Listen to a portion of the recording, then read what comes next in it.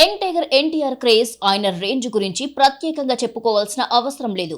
19 ఏళ్లకే box office ను షేక్ చేసి huge mass following ను సొంతం చేసుకున్న టైగర్ RRR సినిమాతో పాన్ ఇండియా స్టార్ గా మారిపోయాడు. చివరిగా దేవరతో బ్లాక్ బస్టర్ కొట్టిన తారక్ ప్రస్తుతం బాలీవుడ్ డెబ్యూ మూవీ వార్ 2 చేస్తున్నాడు.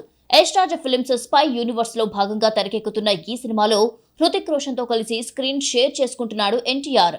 ఇప్పటి వరకు వచ్చిన మల్టీ స్టారర్ సినిమాల్లో war 2 India's biggest multi starrer గా రాబోతోంది. ఎన్టీఆర్, హృతిక్ రోషన్ మధ్య జరిగే వార్ పీక్స్ లో ఉంటుందని బాలీవుడ్ వర్గాలు చెబుతున్నాయి. ఇక ఎన్టీఆర్ ఈ సినిమాలో నెగటివ్ రోల్ చేస్తున్నాడు అని దర్శకుడు అయాన్ ముఖర్జీ టైగర్ క్యారెక్టర్ ను ఓ రేంజ్ లో డిజైన్ చేసినట్టుగా భారీ హైప్ ఇస్తున్నారు. అయితే తాజాగా ఎన్టీఆర్ గురించి హృతిక్ చేసిన కామెంట్స్ మాత్రం నందమూరి ఫ్యాన్స్ కు మాస్ కిక్ ఇచ్చేలా ఉన్నాయి.